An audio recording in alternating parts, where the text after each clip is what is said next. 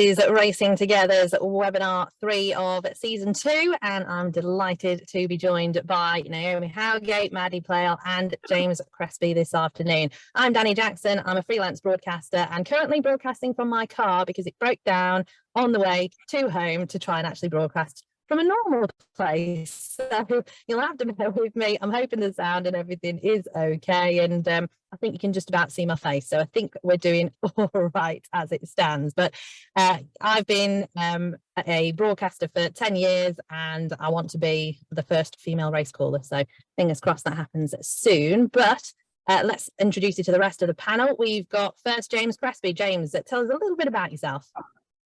Hi, Danny. Yes, thanks. I've recently taken a new role as Epsom Downs Racecourse General Manager. So this is week 6 for me now. I was at Goodwood for 10 years.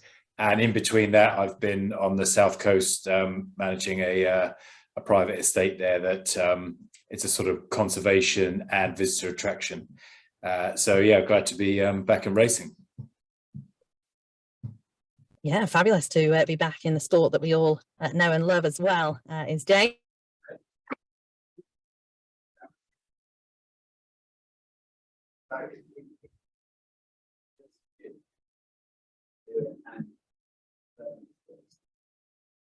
Maddie, can you let us know a little bit about your background and where you've come from? Oh, hello, Danny, you're back. I've heard that. Yes, hi everyone. So I'm Maddie Playle. I'm originally from Leicestershire. I joined the Racing Post more or less straight out of school back in 2017 and have been there ever since, doing so many different roles, a variety of roles in print, digital media, managing our website. I host my own series where I've had the opportunity to interview some of sort of racing's key players.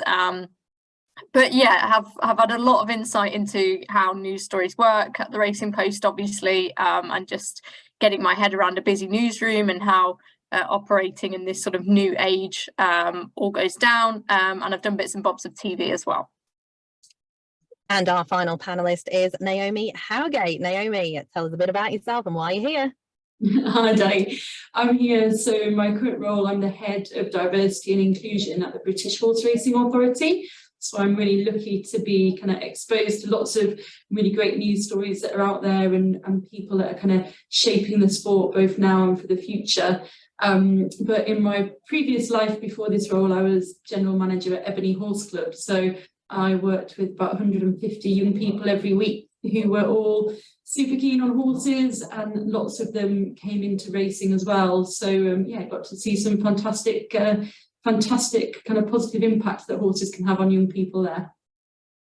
Well, this is episode 3, as I said, in the second series of the Racing Together webinars. Recordings of previous webinars are available on the Racing Together website. And this, of course, will be available as a video and the podcast recording afterwards as well.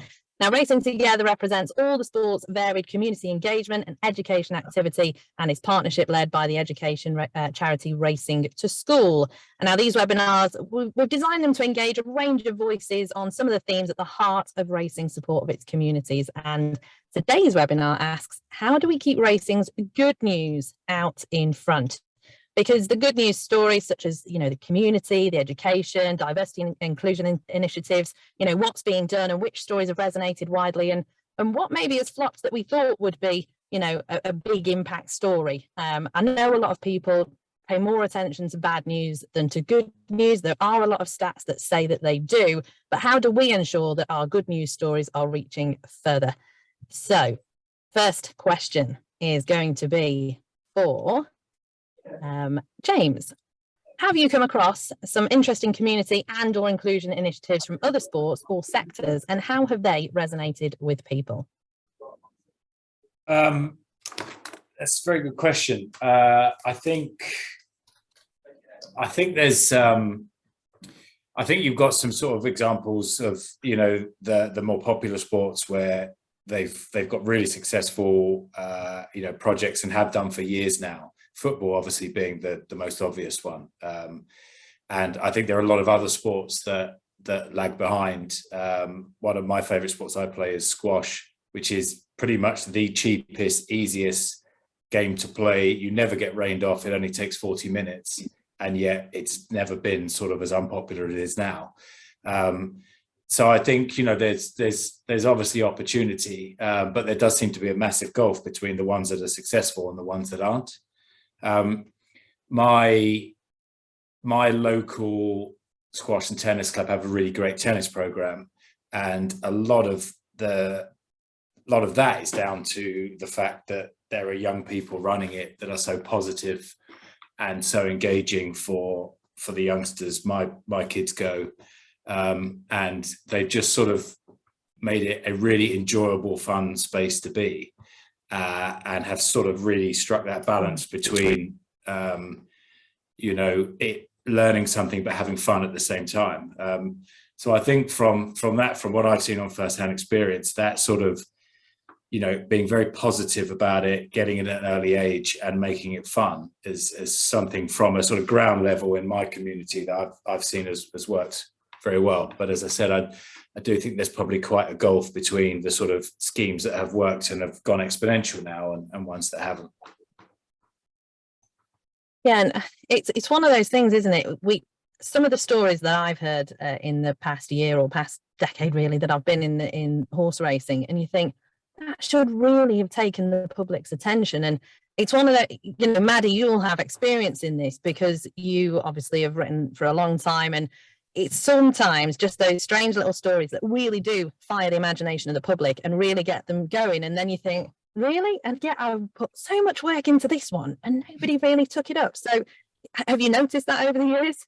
Yeah, I mean, it's in the briefing, there was and you've mentioned it already, the quote about how bad news stories sort of sell better. And it's sad and it's depressing, but it's true. And I think that comes down to the shock factor, something being unexpected, or maybe people not understanding something, or strong language. But for me, in terms of what we can do to keep racing's good stories sort of first and foremost, I mean, for one, there are so many brilliant stories out there, and we want to tell them, people want to read them, and it's just about presenting them in the right way. And really, I think just trying to foster the connection between different people.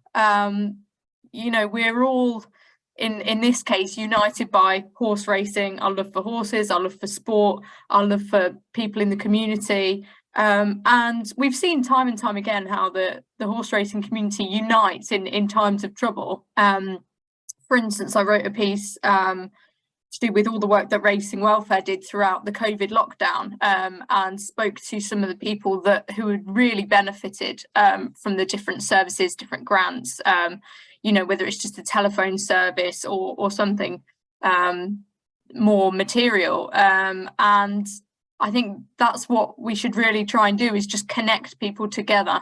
And yeah, there's so many inspiring stories, and I'm sure we'll go into a few of them. But it is a challenge, I'm not going to lie. It is challenging to sort of present these stories in a way that gets people to click and engage. Yeah, I know, because I scroll through Twitter so much now, and I just think the things that do stand out are the outrageous, or the, you know, you click on a headline and then it's got absolutely nothing to do with the story because it's just grabbing your attention. And I think we need to do a little bit more of that, not necessarily lie in the headline and the story something totally different, but you know, it's that headline grabbing, something a little bit different, especially with the social media side of things now, because I think it can get very negative and people can just be, you know, shouting into a vacuum sometimes as well, and into an echo chamber, and you're not seeing other people's point of view. So I'm hoping that, you know, through initiatives like this, that we can really start to push the positive stories forward. And I'm going to bring you in, Naomi, because I'd never heard of the Ebony Horse Club until a couple of weeks ago. That's a massive thing that we should be shouting about. I mean, since I've heard about it, I Googled it and I thought, yes, this is exactly what we need. So can you tell us a little bit more about the Ebony Horse Club? Yeah, sure. So Ebony Horse Club is in Brixton in South London, and it's a charity. So all the money raised goes to run the charitable projects for the young people there. It was actually established well over 25 years ago, and then the centre was built with its own stables and arena and office and youth workroom 12 years ago now. And it's interesting because a lot of people haven't heard of it, and that's, it is a small charity. When I was working there was, I think, 7 of us on the staff team, and we don't have even a separate fundraising department, let alone a separate marketing department. So small charities like Ebony and community initiatives like that are often pretty kind of under-resourced, and people are so focused on the delivery and literally getting kids on horses. There isn't necessarily time to write a marketing plan or engage with a PR agency. So it's really actually valuable that they're mentioned on forums like this, and amazing when they do make it into the Racing Post or kind of mainstream media. Yeah, because I think it is important to spread the word on what horses can do, for mental health reasons. I know Fergal O'Brien and his yard and team, they do a lot with their mental health awareness days. And I've just come from a greyhound kennel who are starting to do a little bit of initiatives regarding mental health days, just because, I've come out of there smiling. I'm not, because my car's not having a great day, but I've come out of there and I was having an absolutely fantastic morning. And animals really can do that, and they can perk you up from the lowest of the low. They really can perk you up. So I'm thrilled that Ebony Horse Club exists, and I'm really hoping that we can get a few more, bases around the country, maybe, just because people don't know that it exists. And then they might have that spark of an idea and think, oh, that'd be great around my community. So fingers crossed we get a few more of those. Yeah, absolutely fantastic initiative. Now we have, the audiences at the moment is something that is quite difficult to reach, I think, because you've got everybody that's established in the horse racing industry and people that have grown up with horse racing, and maybe they watched it with the grandparents or the parents. I came into racing about 10 years ago, so neither of my parents have a clue what I want to do, what I want to be, or anything about my job generally. But how do we target those kind of people? I fell into horse racing just by complete fluke, and it's trying to inspire the next generation with the good news stories and with, maybe a learning opportunity here and there. So don't know if anybody had any thoughts on that. Yeah, I'm happy to jump in. Or James. Go on, Maddie. Oh, go on, Maddie, you go first. I was just going to say, I'm, again, very much not from a racing background either. And I think there's so much that our sport has to offer. And I think a lot of it for me personally comes down to, naturally I'm a journalist, so the brilliant stories we have to tell. There's so many different stories that we've come across in the last year, at least, that I just think I can tell my non-racing friends about that, and instantly they'll be like, oh, that's incredible. And also I think we've just got to widen our net. Horse racing has this reputation for being an old-fashioned rich person sport, but that doesn't necessarily have to be the case at all. And I'm sure, more than a few of us are a case in point of that. And we just need to be speaking more outwardly about how accessible racing is. Kids under 16, for instance, go free at the majority of race courses. That gives us a tremendous platform to operate from. And just embrace the digital age as well. I think there's some great people doing things on social media these days that could be picked up.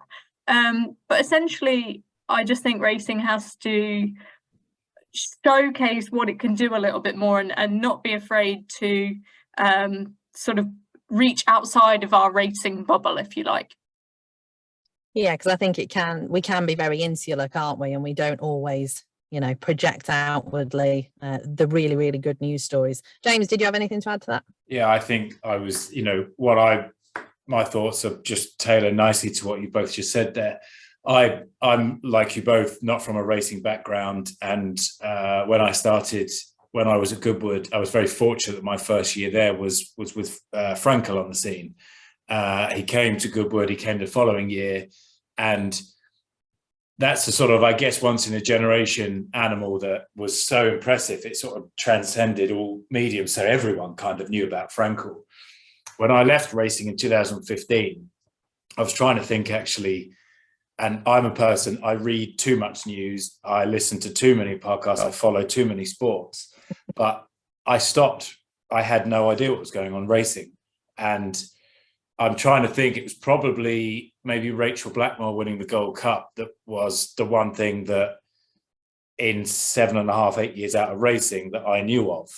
And for me, it wasn't particularly an easy sport to follow, and it didn't manage to transcend into outside of its very sort of insular ecosystem, so to speak. And I think, if you're trying to fix something, if you're trying to see where you're going, you've got to clear your windshield first. And I think you're absolutely right, there are so many stories. And I was in Newmarket last week with Racing Welfare, and you listen to what they did over the pandemic and what have you, and what they're doing now. It's incredible.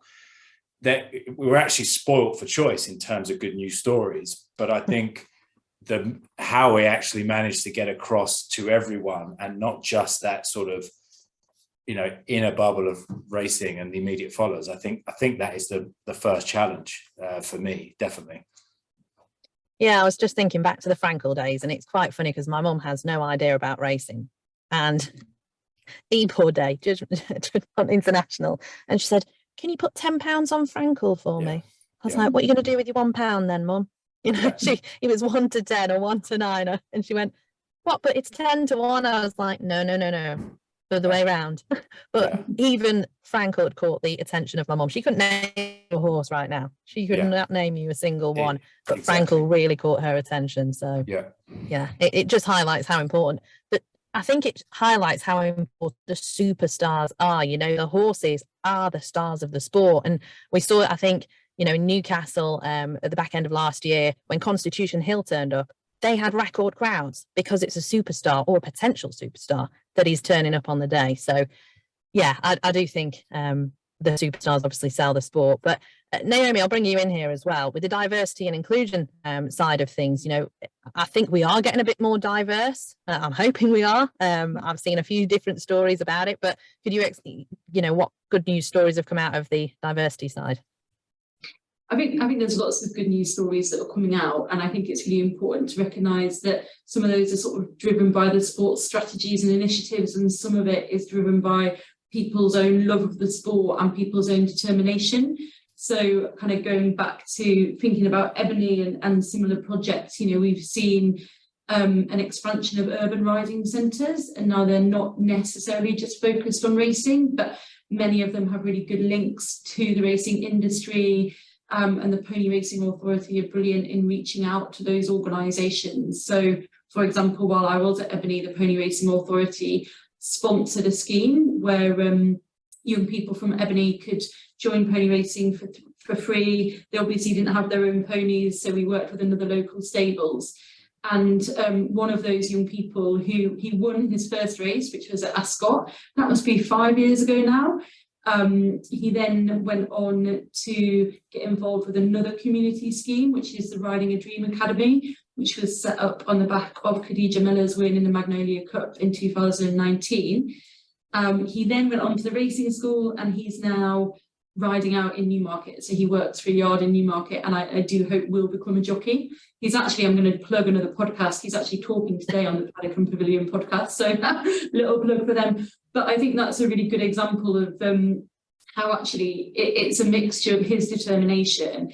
And he got into it because he loved the horses, going back to points that you've all made about how important the horses are. He came to Ebony Horse Club because he just was fascinated by the horses. He stayed because he loved them and because of the sense of community he got. But then the pathways that have been created in recent years have really enabled him to follow his dream, to hopefully be a jockey. We'll hopefully see him on the track very soon. So a name to look out for, a future champion jockey, I'm sure, with the determination and dedication that he's shown so far. Now, we've had our first question, actually, from John, who says, does the panel think the sport does enough to lobby the wider media's agenda and to understand the perspective and motivations of national journalists and media influencers? Who wants to take it? I'm probably not the best person to answer this, and maybe it'll only answer some of the question, but I think there's a lot around lobbying in terms of, well, kind of the wider public, and potentially could be politicians as well, around this point of, we call it social license, which really is just a fancy way of saying our kind of our responsibility as a sport to operate responsibly and effectively. And there is a lot of pressure, particularly from the general public who aren't involved with horses, some people do see racing as outdated or even cruel, and there's a lot of pressure on us to kind of counter that argument and showcase the fantastic work that goes into looking after our horses. So, I mean, Frankel is a great example that you've all mentioned, that the horses are the stars as much as the humans. So I think being able to showcase that is incredible, and also really kind of showcase the human and horse interaction. Like you said, Danny, people get so much out of being around the animals. So I think that's a real opportunity for us, and to tell those good stories, sort of almost proactively tell the good stories about kind of the horse human interaction and the horse welfare, before people kind of have chance to get on the kind of like negative social license side of things. And we've seen initiatives coming through like National Racehorse Week, which really want to connect the public with racehorses and increase that understanding. And I think more stories like that can only be positive. Yeah, they certainly can. You know, it's the wider media that sometimes do take a lot of the negatives. Like I'm part of the greyhound racing as well. We have a lot of anti-racing people that are just out for any little tiny little story that they can get. We had, you know, a bit of one where they'd misidentified a dog the other day as a greyhound, and it wasn't, and it was just like, you know, it's just the wider media that want to slam us down because they do see it as cruel or, you know, animal neglect or whatever. And it's just, you know, if they actually knew what went on behind the scenes, they would absolutely change their minds, Maddie, wouldn't they? Yeah, and I think that's a good point. It's that, again, us being sort of in racing as a bubble, we shouldn't be afraid to introduce it to people who don't know about it. I'm a big believer in that transparency means so much, and if many people actually knew the truth of how much work, how much love, how much care and attention, how much passion there is in our sport, then they view it differently. And I think that's just the point. It's getting racing to be a bit more open, not necessarily, but in terms of outwardly showing what we can do, and all the good things we do.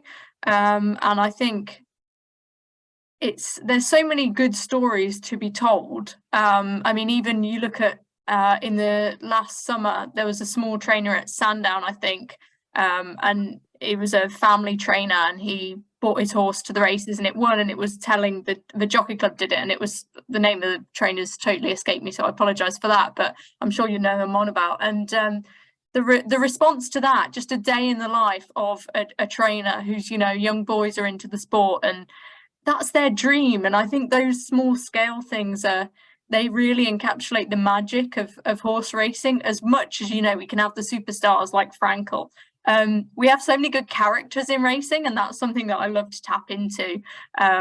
You know, in one way tradition can be bad, but in another way it can be great. And when we explore those and get people to open up, I think a lot of horse racing's coverage relies on honesty and, you know, people not being afraid to come forward and speak about things they've struggled with or things that have helped them, in terms of, you know, community, and again, just bringing us all together. And I think there's so much potential there.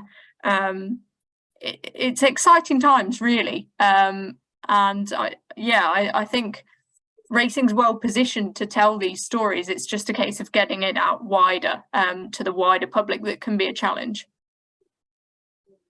Yeah, that's the thing, isn't it? Like, say, we've said the insular word quite a few times, but that's what we are as a sport generally. So I think social media is the way forward. It's the way to engage the younger audiences, and some of the older ones as well. They're getting a bit tech savvy these days, but certainly my parents are anyway. But yeah, I think it is engaging the wider audience. And like, for example, what I've been doing over the past year is trying to be, you know, the first female commentator. And I went over to the States this time last year, and there was a guy that tweeted me and said, my young girls were not interested in horse racing at all, but they've just perked up because they've heard you called in a race and said, oh, I didn't realise girls could do that. And it's like, well, no, I guess you wouldn't, because nobody's ever done it. Obviously, we've got Jessica Paquette now, who is in the States, and she's blazing a trail. And I speak to her quite regularly, to be fair, Jessica, and you know, she's had quite a hard time of it because people don't accept change necessarily, but she's doing the best she can. You know, she's doing a great job, to be fair. I was listening to her last night, and she's come on leaps and bounds, because you only learn that job on the job. You can practice as much as you like, but live experience, which thankfully Newbury gave me last year, and so did Turf Paradise in the US, live experience, you can't beat it. You cannot beat it when it comes to commentating. So hats off to Jessica, and I'm really hoping to follow in her footsteps over on shores. But talking about the US, actually, we've got a question saying, Naomi, can you tell us a bit more about your recent trip to the US and the wider interest in developing D&I programs? Yeah, of course. So I was very lucky to speak at the USA Racing Symposium, which is a very large event which was held in Tucson, Arizona. They had an audience of around, about 600 ticket holders in total attended, mainly from North America, but there were delegates there from Europe as well and from Asia. And we were actually invited to go and speak on a panel, particularly around diversity and inclusion. And this symposium has been running for years and years, and it's the first time that they've ever had this conversation. So I thought it was really interesting that it was, you know, in 2022, the first time that they'd had this in front of their audience. And secondly, you know, they were very open in saying, we are looking to Britain to see what's going on, so please come and speak to us. So it was a fantastic opportunity to showcase the different initiatives and work we're doing here. So, you know, I spoke to them about the development of the Diversity in Racing Steering Group, which was formed in 2017. And I also touched on various kind of case studies. So, for example, Racing with Pride, and the fantastic work that they have done for the LGBT plus community to ensure that they feel included and supported in all aspects of their racing experiences. I also spoke about Ashley Wichyard's win at the Magnolia Cup this year, which of course was the first time we've ever seen anybody take the knee at a race course. I think globally, I don't have the stats for that, but I did say that in the US, and they seem to kind of corroborate that. And just what an important moment that was for the sport, both here and across the world.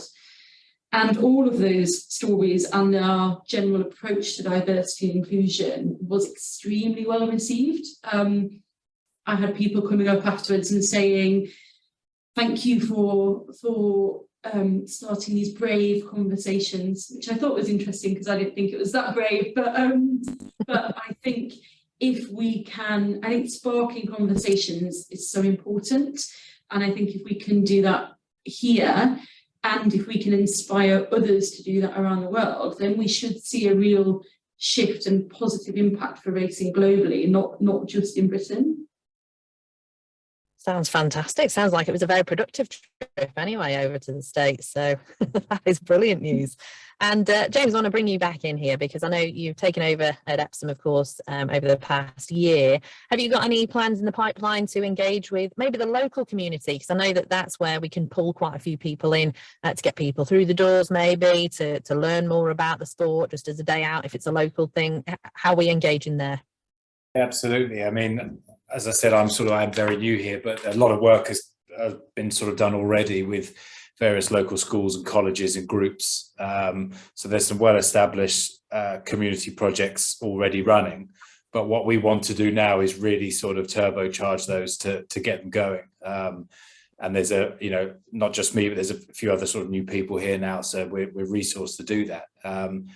But yes, I think there's so much opportunity, particularly where we are, the proximity to London and what have you, and some really great ideas. And I think one that I'm really interested in and had some success with at Goodwood was the fact that, the racing, outside of the sport, there's this enormous other part of racing, which are the people that put the show on. And that's from the trainers, the groundsmen, the people running the race course, the caterers, PR, marketing, you name it. And it's such a sort of all-encompassing industry. I'm a real advocate for sort of, telling people that there's such great opportunities here to start your career, to build your career. And it made a big difference in my life in terms of what opportunities it offered me and what I've learned. And I know the Jockey Club are partnered with the Rio Ferdinand Foundation, and there's some good stuff going on there, and conversations we're having with them to get that sort of engagement from that sort of sixth form leaving age to start to get some real life experience. I mean, you said that word experience, Danny, in terms of your career. It's just vital. It can't be taught, and I think racing could be a really good vessel for people, and to get involved and to get that sort of life experience, whatever field they want to work in. And with regards to community engagement, that's something I see as a really, really strong link there, and one that we hope to really develop going forward. I'm looking forward to some plans at Epsom Racecourse as well, down south. So yeah, I can't wait. I've been to Epsom. Epsom's great, really, really good fun racecourse as well. So definitely one to tick off if you haven't done so already. Maddie, there's been a question for you. Can you tell us about what you think makes a news story that appeals to people? Is it a human story? Do numbers and impact stats work, or is it a link with racing celebrities, for example? What is it that you look for when you're writing? Yeah, it's a difficult question to answer because so many different things can work. Stories that you don't think are necessarily going to perform that well. We look at our figures and they do perform really well. Firstly, I think if we're talking about me personally, yes, it is the human stories. It's, as I mentioned before, people opening up, just getting under the surface of different racing personalities and getting them to be quite emotional, quite vulnerable, because that's what connects us all as human beings, really. So I think people resonate with those sort of stories. But at the same time, as we've spoken about earlier, racing's well positioned as having the horses as the stars. Well, the horses can't talk, but the people can, and we have some brilliant people involved in racing. And in the question there, it lists about racing celebrities, and certainly that'll always make an impact. If we're talking about Ruby Walsh or AP McCoy or whoever it may be, people look up to the people that they've seen start on track. So anything that they're associated with or endorsing is always going to perform pretty well. In terms of what I look for when I'm writing, anything different. I just try to be as open, and I think just being a good listener and trying to engage with people, make them feel like they're at home and they can just discuss things with you. You might have someone say something to you one day and you might not think about it for another week, but then a week later someone else will say something and it will make you realize, oh, well, actually there might be something there, and then maybe it will snowball. So yeah, it's a really good question because different things appeal to different people. It depends what audience you're speaking to, but in general I think we need to sort of if you strip things back to basics, that's usually the best way to go. Strip things back to basics and get the human element in there as well. Sounds good to me. I could not be a journalist, Maddie. I hats off to you. Absolutely hats off to you, because the stories that you come out with, I mean, the one that resonated with me the most was when you went to interview Jessica Paquette, or did you on the phone or whatever, because that was the thing that snowballed my kind of career as well. So I thank you for that article, but the way you write is just on another level, in my opinion. So thank you for bringing the stories to us. We've got a question from Vicky who says, hi all, how do we get the stories out of the bubble, do you think? Non-racing ambassadors, social media influencers, getting our programs in front of organizations doing similar work within different sports. Because obviously we've got the guy from Love Island, I've completely forgotten his name now, Chris from Love, I think it's Chris from Love Island, and Frankie also, he's always around and about as well. And I think those two, kind of different audiences would be interested in what they're doing on social media. So I think we do need to tap into those every now and again. And the thing that annoys me is when people say like, oh, but he's from Love Island, what does he know about horse racing? Well, actually, he knows quite a bit. Just because he's been on Love Island or just because he's been on a reality TV show doesn't mean we can't use him in our sport as a way to appeal to the masses. So it's like thinking outside the box, isn't it, Naomi? Yeah, absolutely. And I think if you look at other sports, so for example, Formula One, if you think about the TV coverage, you know, at the beginning of any Grand Prix, think how many celebrities you see in the pit lane from all different walks of life. You know, you get Hollywood superstars and singers and yeah, you know, really, really kind of huge household names that you see there enjoying the sport. And if you think of the reach that they would have individually, whether that's their social media or just general fan base, then, you know, I don't think there's a problem profiling people from sort of outside of traditional racing backgrounds that are huge fans, because they have a huge reach, and they will, you know, they will be able to speak to audiences that we might not necessarily be able to ourselves. So I think absolutely we just want to welcome anybody and everybody in. And if you think about ownership, and I'm no expert in ownership, but of course the late Queen Elizabeth II has just passed away, but you know, can you think of another sport where you have Her Majesty the Queen as an owner, and then also kind of music and rap stars like Big Nasty that are also owners? You know, you wouldn't, when would you normally kind of have these people, and anybody and everybody that is involved in syndicates as well. So I think that, yeah, you know, everybody is welcome, and we should be celebrating people who do want to come into the sport and want to help raise the profile. Yeah, absolutely. And it's funny as well with the Frankie Dettori factor this year. Of course, he announced his retirement, didn't he, just before Christmas, and said, but I'm still here for another year. Now, any other jockey, I don't think, could have got away with that. But Frankie, I think, needs to, because, for example, if he comes to the Derby for Epsom, James, it's going to blow the roof off, isn't he? Yeah, of course. And, you know, as I mentioned earlier, he's an example of someone in the sport that has sort of transcended out and has, you know, got into other forms of media and coverage and what have you, and has been a great ambassador and given so much back to the sport in terms of those great sporting moments. So yeah, from our point of view and at the Derby, we'll need to put a bit of a show on for that, for sure. Yeah, it'll be featuring the marketing a little bit, I think, won't it? Ever so slightly, yes. Now we've got one more question. He says, can the panel tell us about any community or education stories that they are looking forward to this year? I'll jump in. Got one? Yeah, go on.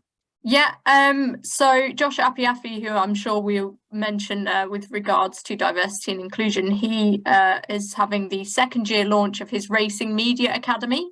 So trying to get people from different backgrounds into racing and who wouldn't normally get the chance. And the Racing Post are partners in that. Last year, we had a gentleman join us for some work experience, and he wrote some really strong stuff for the newspaper.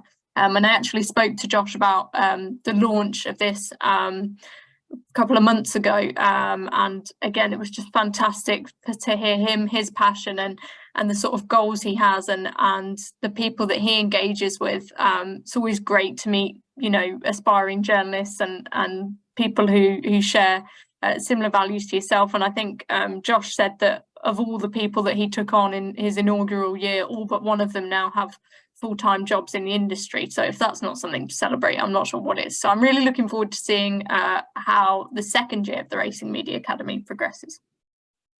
That sounds brilliant. Yeah, I'd been keeping my eyes on, but not quite, you know, a firm eye on what I'd been going for the Racing Media Academy. But that sounds like a fantastic initiative. So very excited to see what happens in the second year there. Naomi, what's happening in the diversity and inclusion world? What have we got going on this year? Oh, there's lots that we've got going on this year. So we're about to celebrate International Women's Day in a few weeks' time. So that's the 8th of March. Another shout out for Josh, who's bringing the racing world together to commemorate Stephen Lawrence Day in April. We're going to have a big celebration of Pride Month in June. So we've got lots of activity already underway for that. And we'll be building on our Black History Month campaign, which we ran in October last year. So looking ahead to later on in the year. So just sort of a plea to everybody to get involved where you can, support where you can, and kind of going back to the question about the community and charity initiatives, one of the things I'm really impressed by is the number of and the passion that goes into them. So again, if you happen to see, I don't know, Ebony doing some fundraising, or the Riding a Dream Academy kids at a race day, please do engage and support, and wherever you can. Yeah, I mean, the charity rate, the charity aspect of horse racing, we do a lot for charity, and we've even got the charity races throughout the year. I mean, I've focused on 3 of them last year at Newbury, where people are putting their time and effort and blood, sweat and tears, and I do not know how to do it, because you would not catch me in a charity race. I'll call them all day long, but I would not jump on a horse. And they're doing it for charity. They're doing it for nothing else but charity. And I think we need to shout about that a little bit more as well. I know they do, the participants do, but I think, maybe the race courses do need to get a little bit more behind the charity races, the charity initiatives, and, maybe, I don't know, I'm not a marketing person, but I wouldn't know that there was a charity race on necessarily unless I knew was participating in said charity race, or I was going to call it. So I think maybe that needs to be boosted up a little bit. That would be something I would like to see more of as well, just to show that we as a sport, we are a multi-billion-dollar industry, and we need to highlight the fact that we don't just do it for the money, as people say out in the wider world. We do a heck of a lot for charity and for underprivileged people and for the diverse communities. And my friend Bobby Beavers does the autism awareness days as well, and he has the autism friendly days on the racetracks and things like that. So we massively, as an industry, need to push those stories a little bit more, I think. So yeah, I'm looking forward to this year. I think it's going to be absolutely fabulous. I think that is all the questions that we have today. So does anybody else looking forward to anything this year? Jodie, Naomi, anything else that you wanted to add? I'm looking forward to, I think it's free tickets for the panellists for the Derby, right, James? Sorry, your connection has gone weak there, Naomi. I couldn't... I heard it. I heard that as well. All right. So, okay. Yeah. All right. Yeah, we'll see. I'm sure we can sort something out. Well, thank you, everyone. It has been an absolute pleasure. And don't forget, if you have been watching, or if you've watched a review in the newsletter, follow Racing Together on social media as well to find out about future episodes, because we always have these very important conversations. We're on the final countdown as well to Racing Together Industry Day. That takes place on Thursday, the 7th of February at Ascot, and tickets are on sale until midnight tonight. That is the 26th of January today, this Thursday. So make sure you've got your tickets. Don't miss out.